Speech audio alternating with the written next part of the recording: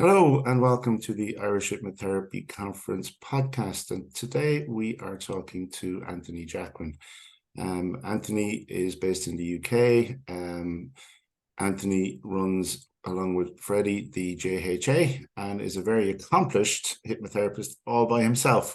Having read his book, Reality is Plastic, and seen Anthony doing so much, and I've so many stage shows, so many street performance that I've seen of you, and also saw you in London in about 4 years ago now, or 5 years ago at this stage. So Anthony, welcome. Thank you. Thanks for the invitation. You're most welcome. I'm so looking forward to you being in Dublin in April. It's going to be an absolutely amazing performance based on what I've seen in the past. I've taken a few extra days. I'm going to make the most of the trip, so I look forward to meeting everyone. Well, it's a fantastic city to visit, and if you can get outside it a little bit as well, it will be you'll I'll try that this time. Yeah, we'll do a tourist guide for people who are coming over, places to know, things to see in the Dublin region. So do you want to just give people a little bit about your background, just in how you got into hypnosis? Obviously with a name like Jacquin, your father had a big influence on you, but do you want to just...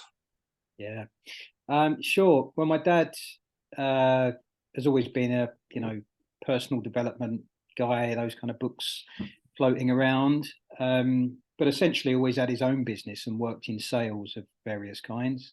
And I guess I was kind of going that way too. I went to university, but ended up in the sales end of what I was doing. But when I was at uni, so this is sort of 94, 95, my dad got into hypno around that time and got very excited and immediately shared a bunch of scripts with me, a load of documents from his first course. And he had started doing some sessions. I was intrigued.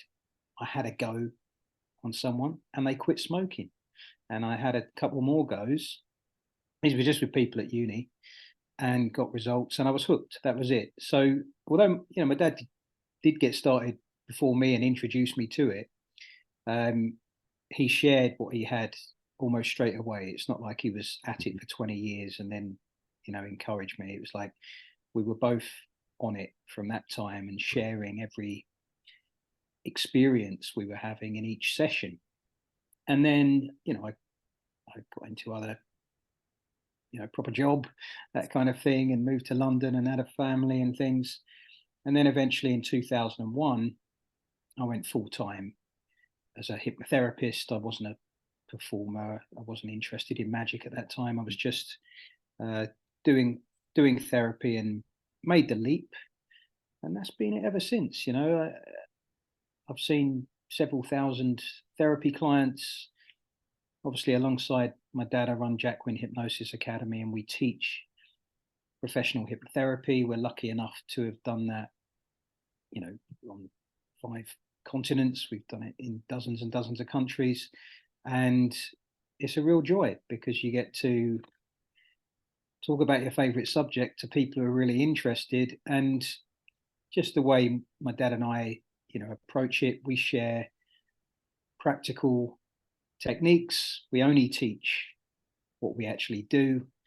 And I'm interested in the academic side of it too, but my dad keeps my feet on the ground and keeps it real.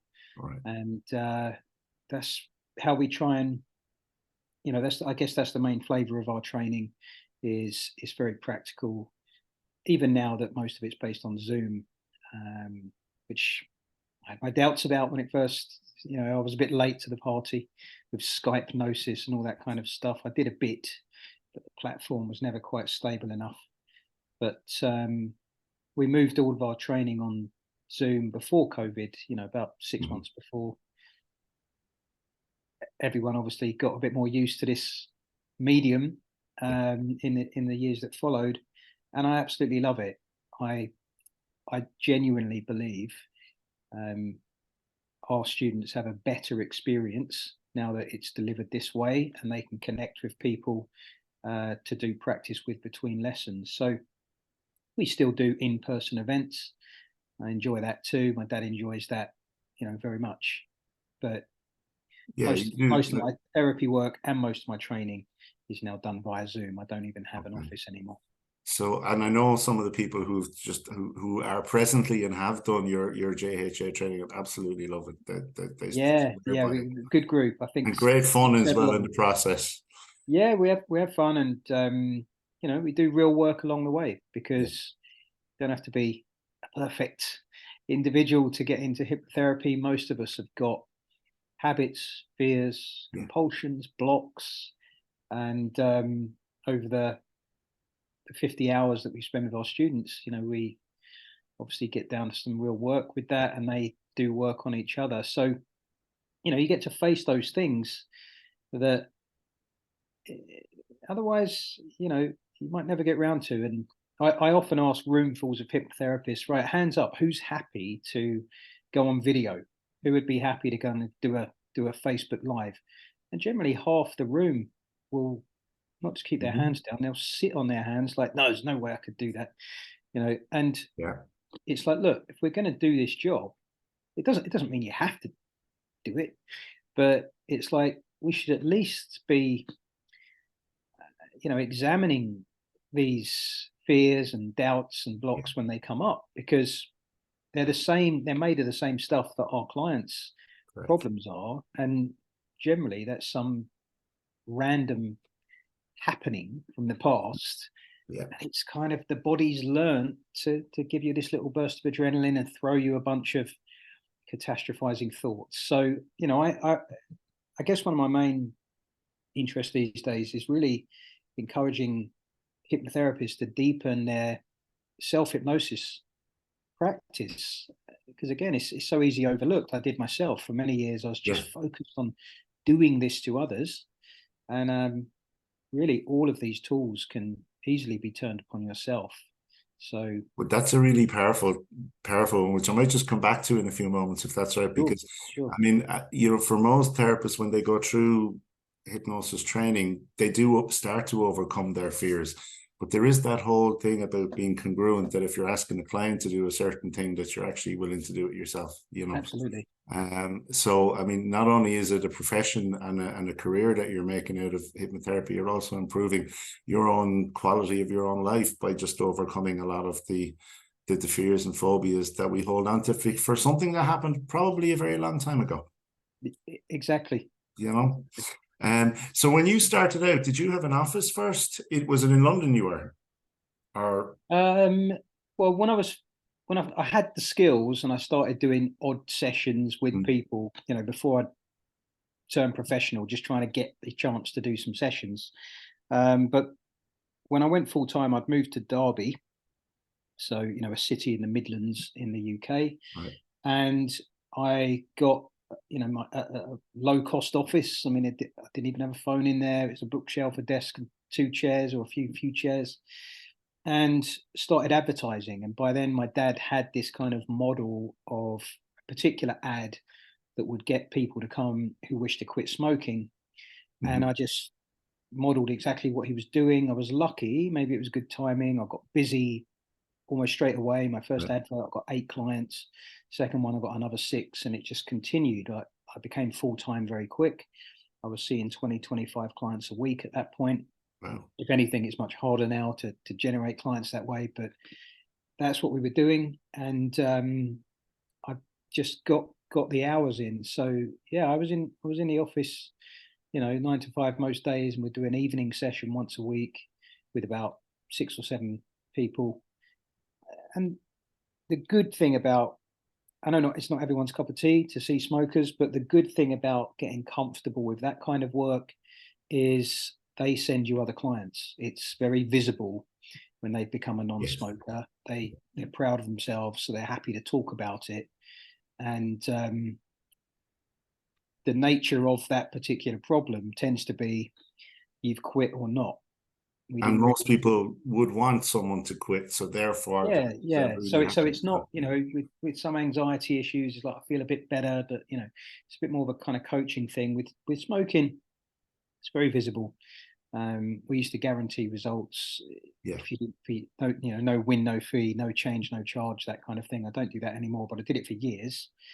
And that also although there's still room for a bit of cognitive bias, I guess. But it just meant that we felt that we had a better kind of view of, are we being effective or not? Because Yes. we charged decent Yeah, prices, and it was like there was no questions to ask. If you wanted your money back, you could have it back. So that was good training. And yeah, and ultimately, smokers tend to be the toughest of a lot of stuff, actually, don't they? Because it's a mindset thing, but a lot yeah, of people are, yeah. they run away from it. I know what you mean, but if they're there for their own reasons, Yeah, and you know, the real key to unlocking it, certainly in our approach, is shifting some beliefs they have about it in the discussion. And if you can shift those beliefs, which essentially have been supporting the problem and supporting the idea they have that it's going to be hard, there's going to be side effects, I'm going to suffer, I did last time. If you can change those things, and then you've got some decent techniques to change what's left, which in our opinion is more about habit than it is about yes, physical reliance on nicotine. It's habit, it's association. If you can break that, then there's a good chance that it will be easy and painless to quit. It's not like I'm trying to boost someone's willpower. I'm yeah, not trying to encourage them to dig in. I want it gone. And when it's gone, of course, you've got the freedom now, and you can think that the last trap, if there is one, is, oh, well, that was easy. yeah. I'll have one. You know, I haven't had one for a week. It was easy. So I'll have one now and again. And that rapidly rebuilds, you know, that habitual pathway.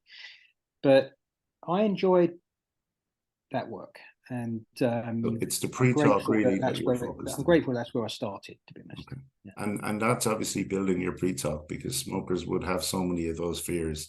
And obviously, Absolutely, no, yeah. that's the, It's I'd say of all the things I might see someone for, that's the most in-depth pre-talk, yeah, and you know, pre-hypno discussion, whatever you call it. And it's, you know, over time, it's not, it's a sales pitch, but it's like, you know, this argument, if you like, and it's so watertight that it doesn't matter what people's beliefs are. You know, you're going to have a good chance of shifting them. yes, So it's good training for that. And I really consider that, you know, when I'm teaching people hypnotherapy, it's like the techniques are relatively straightforward. You're allowed to have prompts in front of you on your computer. You can script some of it out. There's no shame in that. But the discussion is tougher, simply because it's a conversation, and yes, you've got to appear credible and knowledgeable about, you know, not all things, but you've got to be able to present the case. yeah, That's where that therapeutic alliance is really built. yes, And again, with smoking, it's just a bit more involved than it is for, say, you know, a phobia. yeah, So it was good training in that sense as well. yeah. And when you know, like that whole pre-talk, I mean, that's obviously someone coming in with a preconceived conception that smoking is difficult to break, or Yeah, whatever the habit yeah. is. But it also goes to point, and I suppose the next question would be, if you take the public view of hypnosis, how would you deal with that? You know, like it's not just the habit you're dealing with, it's actually this thing that I'm terribly afraid of, that someone's going to make me cluck like a chicken, or whatever it is that people Yeah, come in with. yeah. Well, you know, some of those ideas have value. Yeah. In that, if someone believes you might make them cluck like a chicken, or they spill their darkest secrets, or they won't. I think the more common one is actually that they won't know what goes on, or what they've said, or things like that. So, to be honest, most of those things are just misconceptions. Yeah. So, um, if someone's got to the point of booking, or I'm on some kind of, you know, strategy call trying to book them as a client or something, then I can deal with that stuff very quickly. Objections to why someone might work with us really are an opportunity to produce content. Okay. You know, if someone says, "Oh, it's too quick, or it's too slow, or it's too expensive, or it's too cheap, or I'm not creative enough, or I can't visualize," or any of these things, that all of those things really are an opportunity for you to begin to have some frequently asked questions answered, produce a little video. If it's got to the point where I'm in front of someone, for me, yes, I want to get rid of some of those misconceptions, but and I'll just say, understand that hypnosis, this is what I say, hypnosis is a collaborative act of the imagination. It's not something Right. I just do to you. I know that's how it kind of looks Yeah. when you've seen stage hypnosis, and stage hypnosis is real. Those people are not just pretending, they're not just show offs, exhibitionists. That's what can happen when we harness our imagination in that way for the Yeah. purposes of fun and doing silly things. But they're still volunteering to step into that, and they are engaging their imagination. So, I'll spare you all the silly suggestions today, but understand your role here is an active collaborative role. And what that means is when you walk out of here, quit smoking forever, Hmm. you can take the credit because you are going to do the work.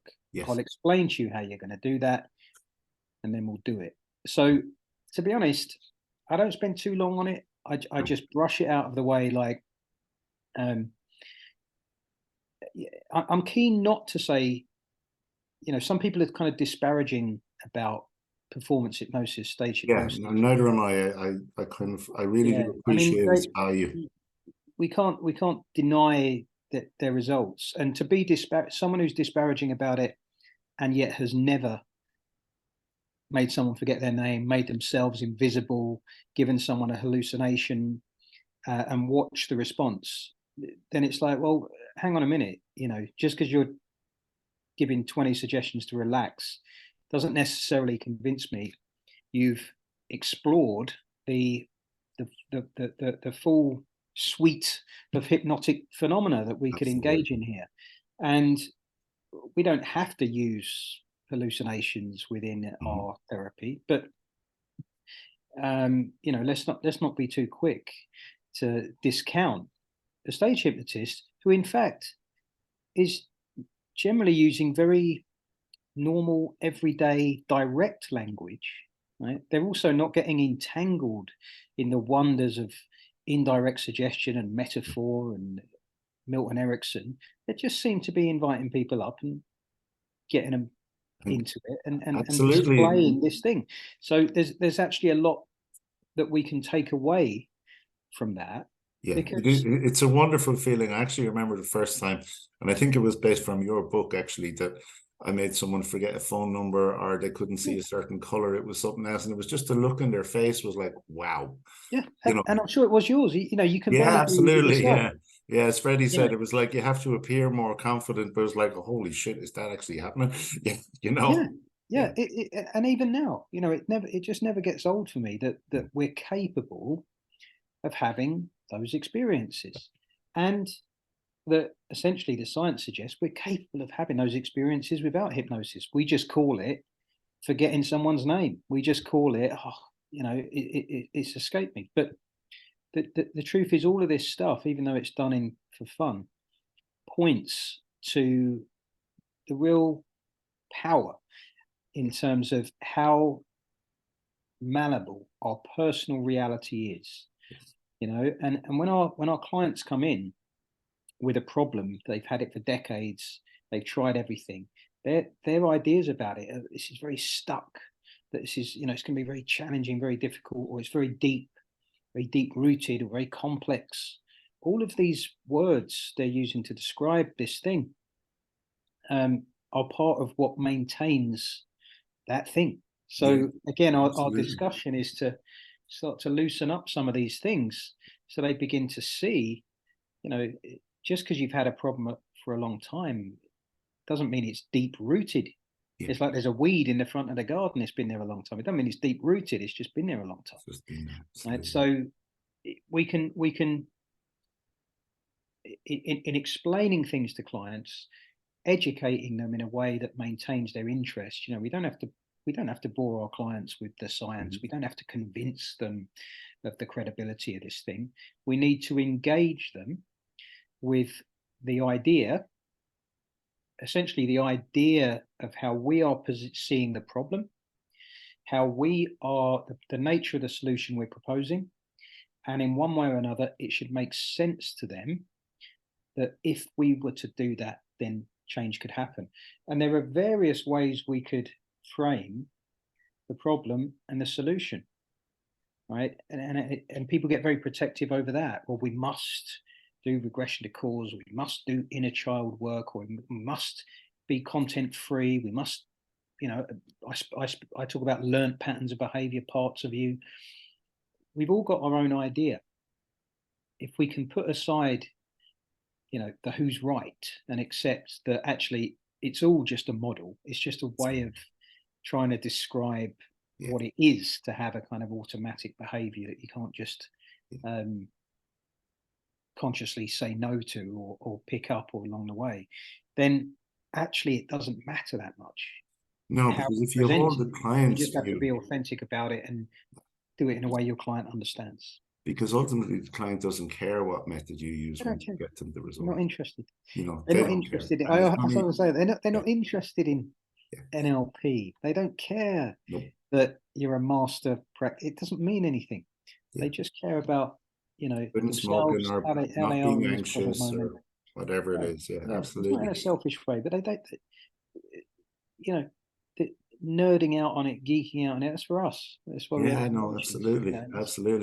And I suppose because I've met, say, a lot of stage hypnotists, and they will actually then use the stage as a mechanism because they also have a clinic that they'll use the stage as a they'll do an example of helping someone get rid of anxiety or feeling good on stage, and suddenly their order phones will be ringing the following day with people coming into them, and they'll be going, so it's a really powerful, as you said, to show the power of the mind.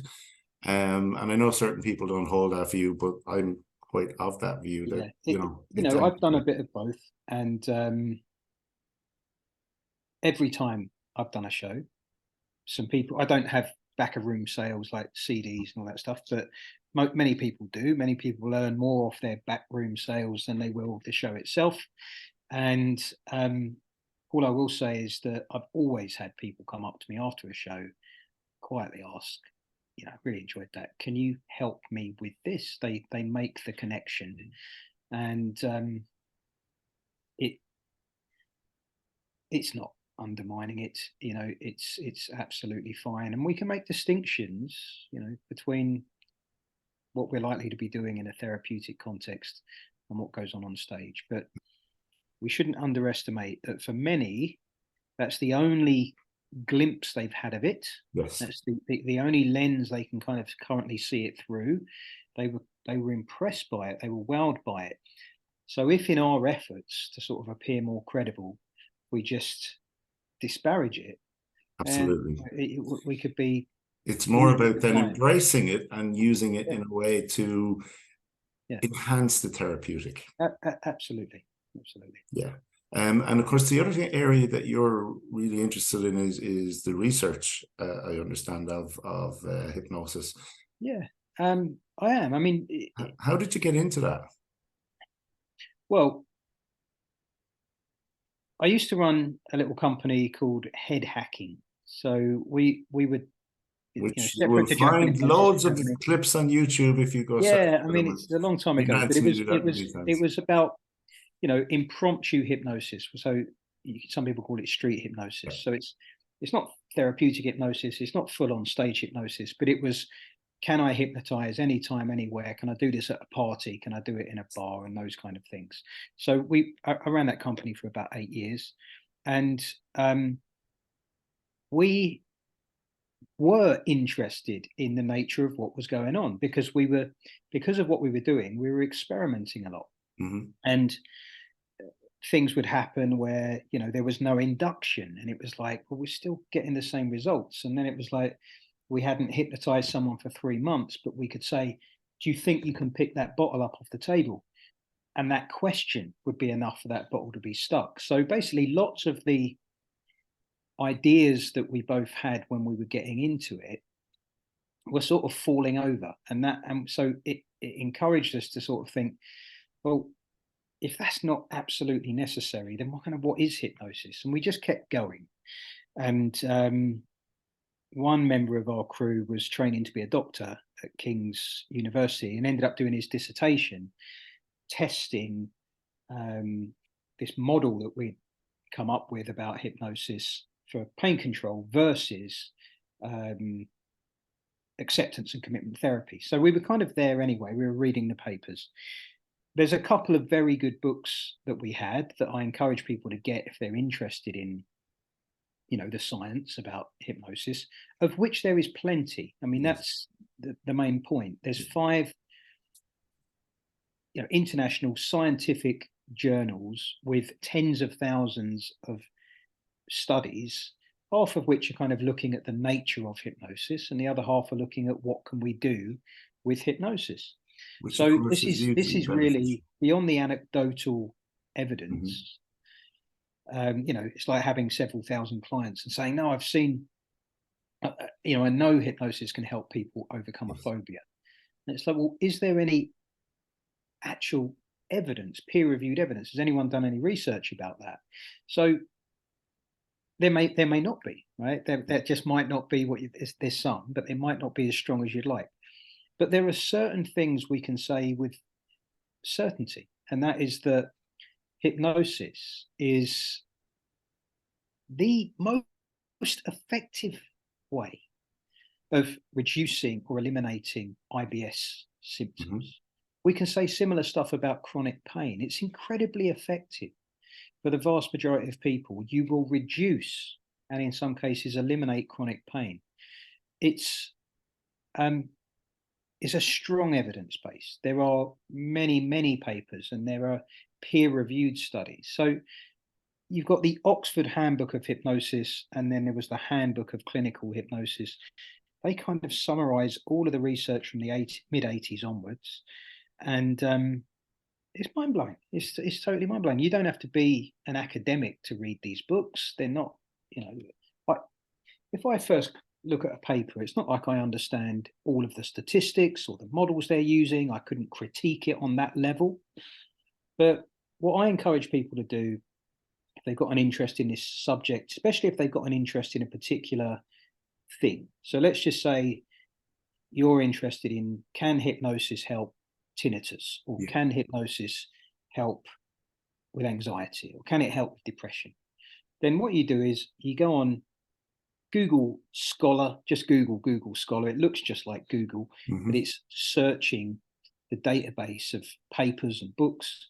Just type in the word hypnosis and anxiety, or hypnosis and depression. It will bring up all of the papers that are relevant to that. It will rank them by the number of times someone else has cited that paper, which gives it a kind of weight of credibility, or you can rank them by the latest, by dates, by the latest research. That's always a good place to start.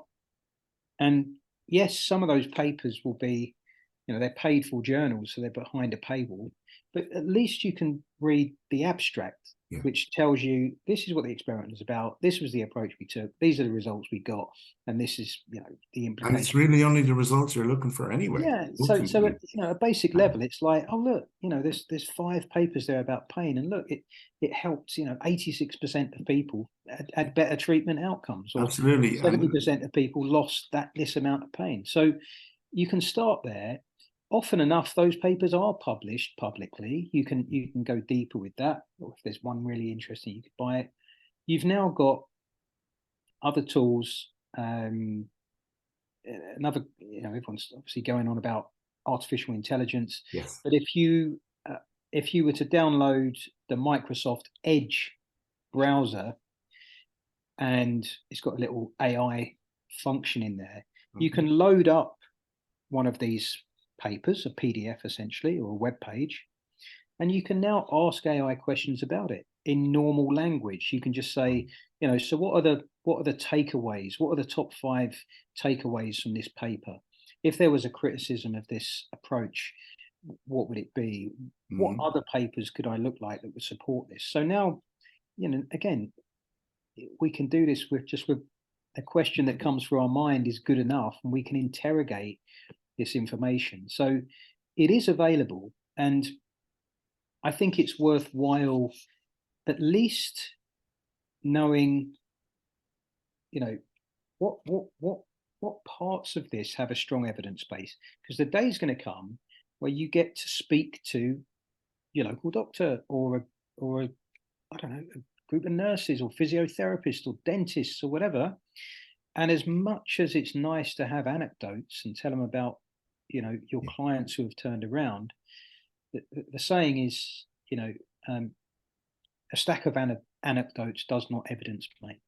No. If you can tell them some awesome anecdotes and say, look, just check out these 2 papers and tell me what you think, then there's much more chance you're going to begin to build those relationships. That's always the way. I mean, I've worked in the charitable sector for quite a while. And, when you're fundraising, there's always the individual story of the person, of an example, plus the evidence that, that exists and that promotes whatever it is that you're trying to promote. So, I mean, that's always a twin approach. And it's always, and the other thing I'm just realizing, actually just thinking about there as you're talking is, if somebody's specializing or is promoting a particular service, whether it's anxiety or IBS or pain relief or whatever, then they can always evidence all this stuff on their own website or through their own advertising, and just because it gives that credibility to the profession. Absolutely. And service. Absolutely. I do that. I have a page specifically for people who have irritable bowel syndrome. It's got the strongest evidence base. It's incredibly clear that we can help, especially over a series of sessions, and I've just got one quote on that page from one of these journals that's so strong. If you read this quote, it's just kind of like, well, if I was considering this, it's not like the client is likely to then go and do a ton of research, but there it is. There is some stamp of evidence and authority. This person probably knows what they're talking about, that kind of thing. So, it's not like I'm an academic and I'm able to do this research myself. I can't. But there are people out there dedicated to that. And it can seem like there's 2 camps. There's practitioners and there's academics. And, building a little bridge of your own, even. Absolutely, of our own. Between the 2, can help. And it will allow you to speak with just a sense of authority, credibility, because look, there's evidence supporting this. And when you don't know, like someone asked me something today, they said, a message saying, can hypnosis help with selective mutism? Right? Now, I don't know, because I haven't seen a client who's got selective mutism. But if it's some kind of psychological issue, if it's something that tension and anxiety makes it worse, maybe. Most likely, it's most likely. But it's okay to say, I don't know. But, I'll find out a bit about it for you. I'll learn a bit more about it and I'll get back to you. It's okay. In fact, you will appear more credible if you say, I don't know. Let me find out and I'll come back to you. And it turns out, oh, right, it's a psychological issue. It's often caused by a trauma. That's exactly the kind of work I do. I may be able to help you. And even, I mentioned tinnitus. Let's say it's tinnitus. There may not be a strong evidence base, but what we've got to lose, let's give it a go. Even if you get the person past the frustration of their condition. I not often, but sporadically will see people who have got to go through, chemotherapy or some kind of long treatment that they believe is going to be arduous, difficult, and they're full of resistance to it, even though they're going to have it done. They're hating it before they go in. They're tense before they go in. They're not liking it when they're having it. They're wiped out afterwards. They're already not looking forward to the next round. If you can help change that person's relationship to what the task at hand, they can learn a little again about self-hypnosis, be imagining the best things, be thinking of the best outcomes, it can help. So we don't have to, make claims about curing conditions. We can still enable the person to have a better relationship with their condition, their treatment, whatever. Absolutely. And I think I saw Gary Cole's in Vegas, and that's where he spoke about was a lot of the hypno-oncology is dealing with the anxiety behind it. And even in that He book, does great work. Yeah. Pills and Potions, it's the same thing. It's about, dealing with the anxiety and the hypnosis that allows for really good operations to take place. And for some people, it's simply that they may not have known it, but they've got anxiety about clinical situations, or they've got a very pessimistic habit about, the nature of a doctor's news, or how to interpret what was said. And, the closer you get to surgeons, the more likely it is that there's going to be some clunky, unhelpful language. Yeah. It's like, don't talk to the surgeon, talk to the nurse. Yeah, absolutely. What is it that in the book Beyond Pills and Potions he calls those curses? I think is the way he calls it. I think that's yeah. he uses. I mean, that's an incredible book. Yeah, it really is. And And actually, you mentioned self-hypnosis. So for therapists themselves, I mean, not obviously teaching clients is one thing so that they can, keep going and improve their lives better. But for therapists, do you want to just address that? Yeah, I do. I mean, again, I got into this world by hypnotizing people and convincing myself of it by, getting them to display the phenomena. But one of the things that stopped me engaging in self-hypnosis was I didn't think I was a very good subject. I wasn't forgetting my name or seeing the elephant in the room. So I thought, well, it's probably no point engaging with it. That was my first mistake. The second thing that was a kind of block for me was that because when I got into it, my ideas about hypnosis were that it was a special state, a trance-like state, and I wasn't really experiencing it in the way that I thought I should have been. So my ideas about the nature of hypnosis changed. I really just see it as a way of engaging your imagination to change your personal reality. Your problem is made of self-hypnosis. The fact that you're anxious about getting on that plane is an act of self-hypnosis. Right? You're imagining something, your body's responding, you're interpreting that, adding a story to that. Like, I'm panicking, I can't do it. So at some point, many years ago now, I just had this kind of personal breakthrough with it, which is begin now. Like if you're feeling anxious before going on stage, which sometimes I do, I had to give a presentation this week. I hadn't done it for a while. I still feel a bit hot under the collar. It's still normal to feel stuff, right? The game is about being spacious enough that you can feel stuff and still take a step forward.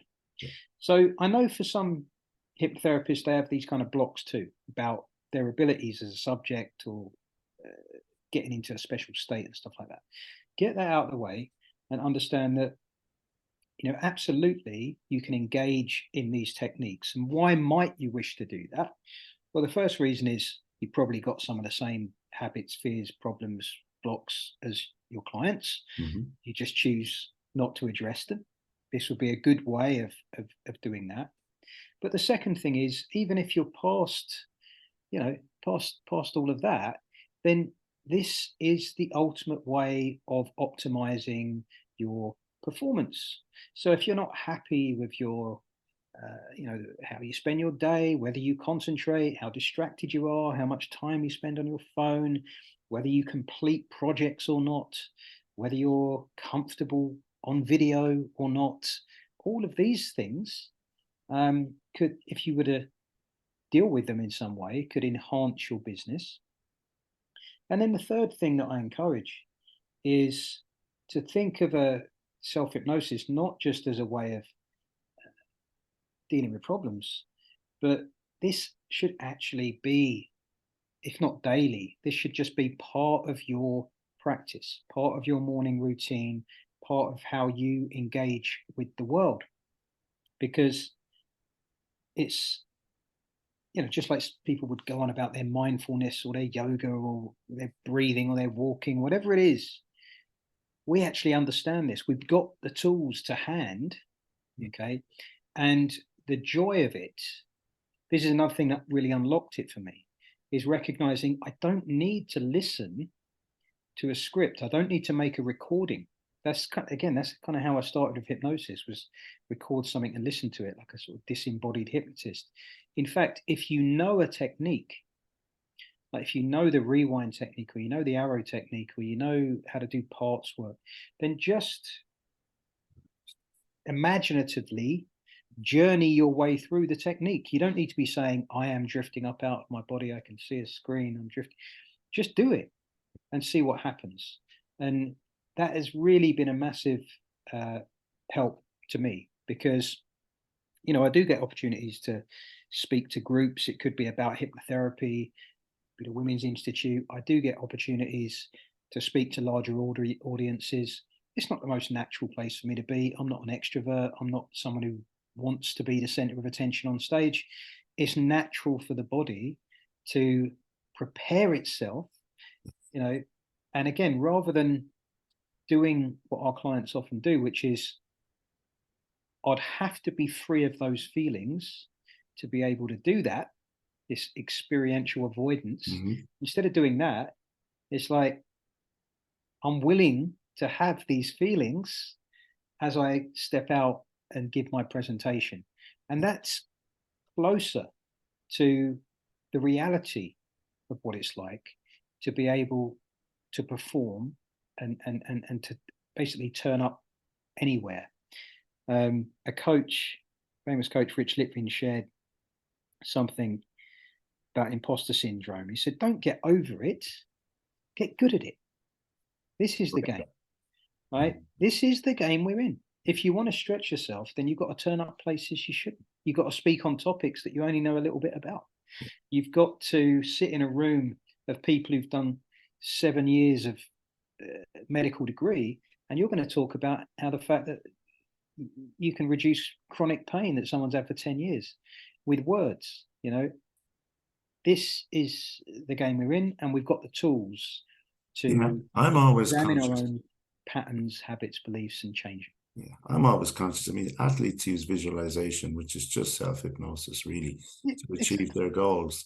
So we have those tools ourselves. So, I mean, that's what I use, and we're getting there. We're getting there. And that's the other thing. Whatever label we put on it, visualization or guided this, or it doesn't matter, because you just need to find one way of relating to your, not even to yourself, but to your personal experience, your personal reality. Your personal reality is, fortunately, a fiction. Right? It's plastic, I think someone once said. Plastic. It's a fiction. It's not even that it's true or not true. It's just that it's just constantly in flux, has the capacity to change. Someone could say one thing to you today about something that happened 20 years ago and completely change your state just with a sentence, just with one tiny piece of information, right? So our state is in flux the whole time, and that's good news for us, because when we remember, when we kind of self-remember, okay, right, then we can begin, and the process can simply be imagining things differently. The process can be changing the way we speak to ourselves. It can be what we were all told as children, which is stand up straight, put your shoulders back, take a deep breath. It can be done via the body. It can be done via the mind. It can be done via the imagination, or we've got specific tools. And my approach really to self-hypnosis is to engage the tools and techniques that I'm most familiar with. So that's going to involve ideomotor movement, some kind of negotiation with a part of me. I'm going to use things like, if I want to revisit and reassess something in the past, we've got tools for that. If I want to, essentially mentally rehearse, let my brain know that thing I'm anticipating is going to be okay, we've got tools for that. And if I want to change a present feeling, it's just because it's like, something's annoyed me and it's no longer helping me. And it's like, we've got tools for that. We don't have to figure it out. We don't have to dig up our entire history. You can change the way you think and feel and respond. You can do it now. And if you're in a problem state, you're already doing it. Like you're already engaging in it. So let's take the next step. So really, I want to encourage people to use self-hypnosis to explore. Don't do what I did, which was kind of give up too early. Yeah. If you see it as a skill that you might need to cultivate, then suddenly you can get better at it. And it's the same with our clients. Yeah. The hypnotic phenomena, these things are a skill that some people have naturally without training, and some people need more time, need training.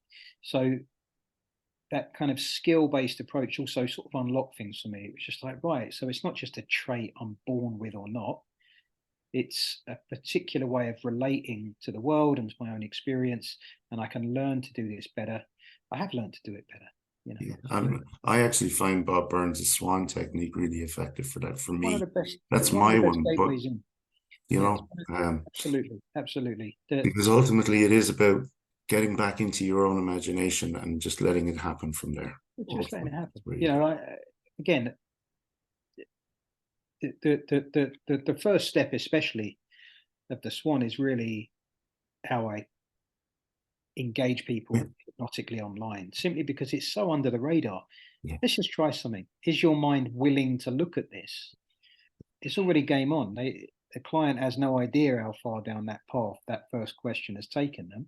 Absolutely. So, my dad and I have been putting people's arm in this position and encouraging ideomotor movements for decades, a long time before the swan.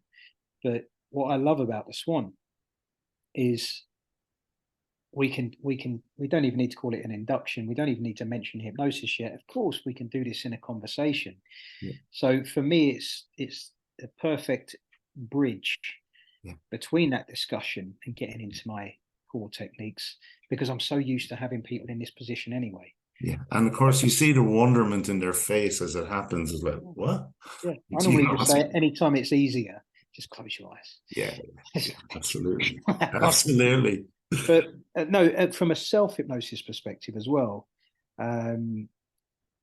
that's a fantastic way of initiating your practice. And it's like anything else. The more you practice something, the more you do it and become confident and familiar with something, the easier it'll be for anyone to go into that state. I mean, it literally becomes. I'm so looking forward to you in Dublin in April. But before, and actually, to spending time around the hotel for the weekend, it's going to be an amazing weekend. But just in finishing up, what does hypnosis mean to you? What's hypnosis mean to me? Well, hypnosis, I sometimes warn people when they're going to get into it that there's no escape from this, that it will take over. Simply because once you have looked through the lens of hypnosis, you see everything else in this light: your hobbies, your interests, your skills, your fears, the things you want to get better at, the sports, the performance, your sales, your language, your communication, your parenting. Once you've dared to venture down this rabbit hole, there's no real way out, because it will eat every other topic, or at least attach itself to it. For me, it's never stopped surprising me. And it's also encouraged me to reflect. Not that you have to go this deep, but it's encouraged me to reflect upon, the nature of what it is to be a human being, to sit here and say I and I am, and begin to relate to others and relate to the world. So hypnosis to me is a reminder that